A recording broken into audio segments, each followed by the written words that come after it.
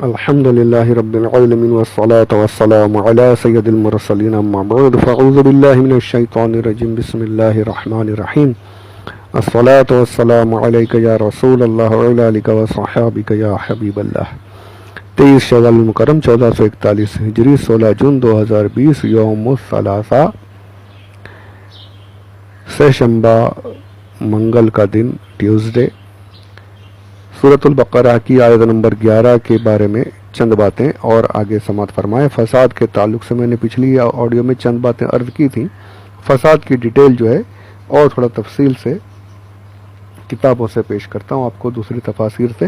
اس میں سب سے پہلے میں تفسیر نجم الفرقان سے چند باتیں پیش کروں گا۔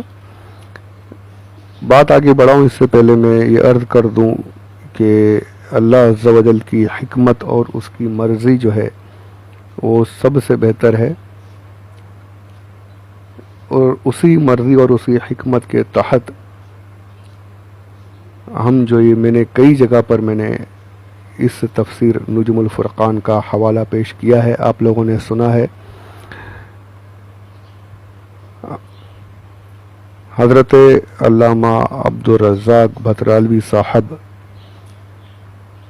ان کی یہ تفسیر نجم الفرقان جو ہے اس سے میں نے کافی مدد حاصل کی ہے اور آگے بھی حاصل کرتا رہوں گا۔ آپ نے بہت سی کتابیں لکھی ہیں، درس نظامی جو عالم بننے کے لیے جو کتابیں ہوتے ہیں ان کے حواشی بھی لکھے، حاشیے لکھے، ان پر بہت کام کیا ہے، اور مجھ پر تو سمجھ لیجئے کہ یہ تفسیر نجم الفرقان اس نے مجھ پر ایک احسان، بہت بڑا احسان کیا ہے۔ صرف مجھ پر کیا، سنیت پر احسان ہے الحمدللہ۔ اس سے میں نے بہت مدد حاصل کی، آپ لوگوں کو بہت کچھ اس تفسیر سے سنایا ہے، پر اللہ کی حکمت کے تحت پچھلے ہفتے میں ہی غالباً ان کا پچھلے ہفتے میں ہی انتقال ہوا۔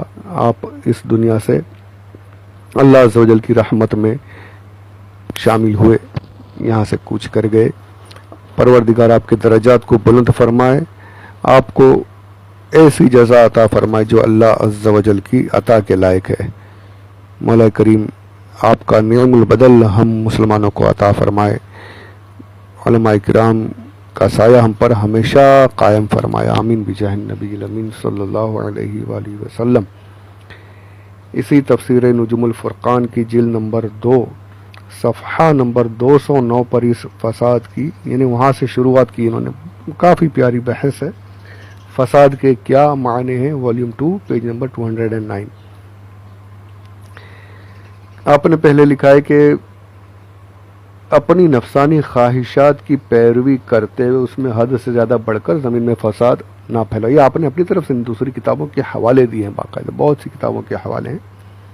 ان ایک معنی یہ کہ فساد سے مراد کیا ہے کہ اپنی نفسانی خواہشات کی پیروی کرتے ہوئے، وہی کہ نفس جو ہے وہ مسلمانوں کے خلاف کام کرنے کے لیے بول رہا ہے اور پھر وہ گناہوں کی طرف مائل ہیں، سب کچھ کر رہے ہیں، تو یہ بھی ایک زمین کا ایک فساد ہے۔ پھر آگے بڑھتے ہیں کہ دوسرا معنی یہ لیا گیا کہ مسلمانوں کے خلاف جا کر، دل میں تو تم نفاق بھرے ہوئے ہو، مسلمانوں کی دشمنی بھری ہے تمہاری دلوں میں، نفرت بھری ہے، زبان سے کلمے پڑھتے ہو، کلمہ پڑھ کے نمازیں بھی پڑھتے ہو، پر حقیقت میں مسلمانوں کے خلاف ہو۔ اور پھر کیا کرتے ہو، مسلمانوں کے بیچ میں بیٹھ کر جو تم سنتے ہو، ان کی باتیں سن لیتے ہو، جنگ میں کیا ہونے والا ہے یہ معلومات حاصل کر لیتے ہو، راز کی باتیں سن کر پھر جا کر کافروں کو بتا دیتے ہو، تو کافر پھر ان کا فائدہ اٹھا کر مسلمانوں سے جنگ کے لیے تیار ہو جاتے ہیں اور نقصان بھی پہنچاتے ہیں۔ اور جب جنگ ہوتی ہے تو جنگ جو ہے یہ سب کو پتہ ہے، آج بھی یہی حال ہے، آج بھی یہ جو ہو رہا ہے، یہ امریکہ کیا خود سے گھس گیا؟ یہ روس جو افغانستان میں گھسا تھا تو کیا خود سے؟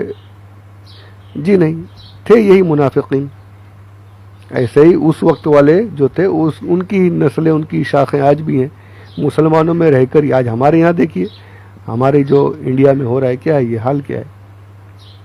ہمارے بیچ کے جو اپنے آپ کو مسلمان کہتے ہیں، شاہ نواز حسین اور دوسرا بھی ایک اور کون ہے، جا کر بیٹھے ہیں بی جے پی کے دامن میں۔ اور مسلمانوں کے خلاف زہر اگلتے رہتے ہیں. اپنے آپ کو مسلمان کہتے ہیں, کلمے پڑھتے ہیں, سب کچھ کرتے ہیں, نمازیں بھی پڑھتے ہیں. یہ منافقین ہیں. یہ اس وقت سے تھے, آج بھی جاری ہے, جاری رہیں گے, یہ سلسلہ چلتا رہے گا. تو یہ, اور جب یہ اس وقت میں بھی یہ ہوا, آج بھی یہی ہوتا ہے. یہ جا کر کافروں کو خبریں دیتے ہیں, دشمنوں کو, اور پھر وہ جنگیں ہوتی ہیں, راز کی باتیں بتاتے ہیں. اور جب جنگ ہوتی ہے تو ظاہر بات ہے جنگ جو ہے وہ کسی کا فائدہ اس میں ہوتا نہیں. یعنی کہ جیتے, جو بھی ہارے, وہ تو الگ اپنی بات ہے, پر نقصان ساری عوام کا ہوتا ہے, پوری زمین کا نقصان ہوتا ہے.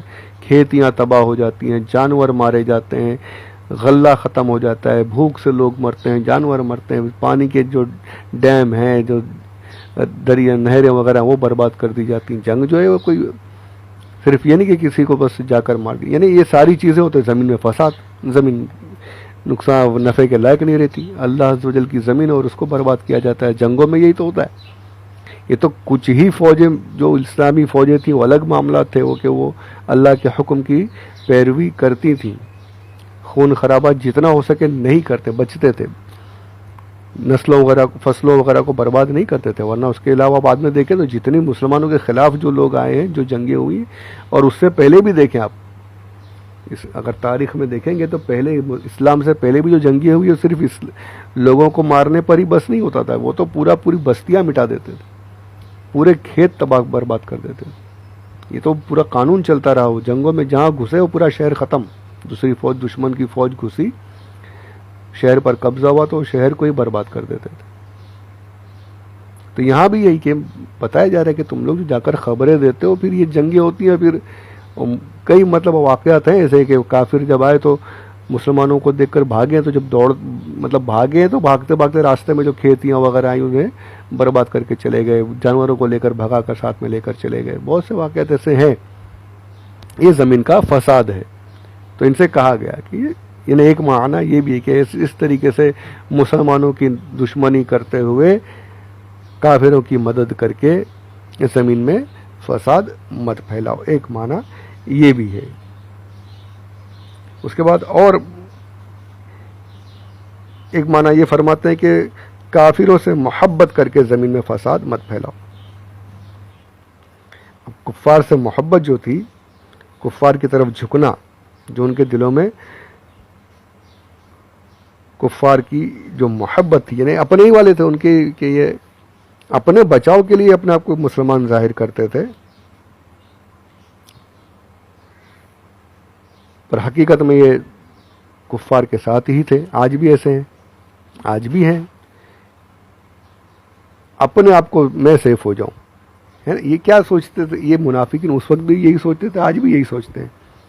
یہ سوچتے ہیں ان کے ساتھ رہو تو یہ جو کفار ہیں, جو غلبہ کیے ہوئے, جو بہت زیادہ تعداد میں دکھ رہے ہیں ہمیں سامنے سے, یہ مسلمانوں سے جنگ کریں گے, مسلمان مارے جائیں گے, مسلمانوں کا نقصان ہوگا, ہم ان کے ساتھ رہیں گے تو ہم بچ جائیں گے, ہم سیف ہو جائیں گے. سیف سائڈ رہتے تھے. انہیں آخرت کی فکر نہیں تھی, ان کو دنیا بچانی ہے اپنی.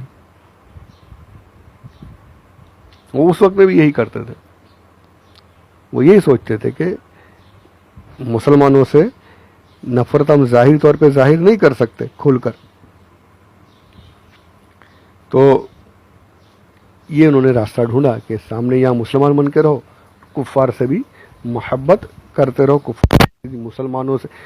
مسلمانوں میں کے لوگ ہمارے ساتھ ہیں, جو مسلمان ہیں وہ ہمارے ساتھ. آج بھی یہی ہوتا ہے. یہ جو ٹرپل طلاق کا جو معاملہ چلا, یہ اتنی عورتیں جو آ گئیں, سائن وغیرہ ہو گئے, کیا کیا ہو گیا, یہ مسلمانوں میں سے ہی گئی نا. اب ان کے ایمان بچے یا نہیں, یہ تو خود اللہ ان کے اوپر علم کھول دے. حالانکہ اسلام کے خلاف جو جائے تو پھر ایمان بچنا ہی مشکل ہے. میں ابھی حکم کفر نہیں لگا رہا ہوں, میں اپنی بات بتا رہا ہوں. میری اوقات نہیں کہ میں حکم کفر لگاؤں, یہ تو علماء کا, مفتیان کرام کا کام ہے. پر یہ منافقت تو ہے کہ مسلمان ہونے کے باوجود جو اسلام جو کہہ رہا ہے اس کے خلاف تم کام کر رہے ہو, اور جا کر کافروں کے ساتھ مل جا رہے ہو. اور پھر تم جب ساتھ میں جاتے ہو تو یہ شعر ہو جاتے ہیں کہ اتنے لوگ ہمارے ساتھ ہیں, مسلمان ہمارے ساتھ ہیں. یہ وہ لوگ بولتے ہیں کہ جنہوں نے مسلمان عورتوں کی جب بے آبروئی ہو رہی تھی اس پر تو ایک لفظ ان کا نہیں نکلتا, وہ لوگ یہ بولتے ہیں کہ ہم مسلمان بہنوں کو انصاف دلا رہے ہیں. مسلمان بہنیں جو بالکل کوئی پوچھتا نہیں ان کو، ہم ان کا ساتھ دے رہے ہیں، اور ہماری بہنیں جو ہیں پتہ نہیں عقل ہے یا جان بوجھ کر چاپلوسی کرنے کے لیے ان کے ساتھ ہیں، پتہ نہیں کیا بات ہے۔ تو یہ بتایا میں نے، ارے یار یہ کیا ہو گیا، یہ منافقت جو تھی اس وقت میں بھی یہی حال تھا کہ یہ جا کر کفار سے ملتے، کفار شہر ہوتے کہ مسلمانوں میں سے لوگ ہمارے ساتھ ہیں، اور یہ آج بھی یہی ہے کہ آج بھی جا کر کے کفار سے ملتے ہیں تو یہ یہی کہ اتنے بڑے اتنے سارے لوگ ہمارے ساتھ ہیں، مسلمانوں میں سے سارے مسلمان ہم سے الگ نہیں ہیں، مسلمان ہمارے ساتھ ہیں، ہم جو کر رہے ہیں صحیح کر رہے ہیں، کیا کچھ ہو رہا ہے ہمارے ساتھ سب ساری دنیا کے سامنے آج بھی دیکھ لی۔ تو یہ اس کی وجہ یہ منافقین ہے جو ہمارے اندر سے نکل کے وہاں جا کر ہمارے نقصان کی بات پہنچا رہے۔ تو یہ ان سے کہا گیا کہ کفار سے محبت کر کے زمین میں فساد مت پھیلاؤ، یہ بھی ایک معنی لیا گیا۔ درود پاک پڑھ لیجیے، اللہم صلی علی سیدنا مولانا محمد وعلی آل سیدنا مولانا محمد وبارک وسلم، صلاۃ و سلام علیک یا رسول اللہ صلی اللہ تعالی علیہ وآلہ وسلم۔ اب ایک بات اور تھی، فرمایا کہ اپنا کفر چھپا کر زمین میں فساد مت پھیلاؤ۔ ایک معنی یہ کہ کافر تو کھل کر سامنے آ جاؤ نا، بتاؤ۔ اب کرتے کیا تھے پتہ، یہ یہاں پر یہ ان کا طریقہ یہ تھا، یہ اتنے بڑے اتنے ذلیل قسم کے لوگ تھے اس وقت میں، اور آج بھی ہیں ایسے، یہ آتے رہیں گے، یہ نہیں چھوڑیں گے پیچھا، انہی کی وجہ سے زیادہ نقصان ہوگا۔ کفار تو کھل کر سامنے سے آ کر حملے کریں گے، جنگیں ہوں گی، سب کچھ ہوگا، وہ تو اپنی جگہ پر ہے، ہوئی بھی ہے، اسلام نے دفاع کے لیے کیا بھی ہے، مقابلہ بھی کیا ہے، اور آج بھی یہاں ہوتا ہے کہ رائٹس وغیرہ ہوتے ہیں تو سب کھل کر ایک ساتھ ہو جاتے ہیں، جتنے بھی ہیں سارے جو تنظیمیں سب ایک ساتھ ایک جگہ پر آ جاتی ہیں اور مسلمانوں کے خلاف لڑنا شروع کر دیتے ہیں۔ پتھرا ہوتا ہے، کیا کچھ ساری چیزیں آپ کے جلا دیے جاتے ہیں، گھر جلا دیے جاتے ہیں، زندہ لوگوں کو جلا دیا جاتا ہے، بے آبروئی کی جاتی ہے عورتوں کی، ساری چیزیں۔ تو کفار تو کھل کر آ جاتے ہیں، یہ منافقین جو ہوتے ہیں کھل کر سامنے نہیں آتے،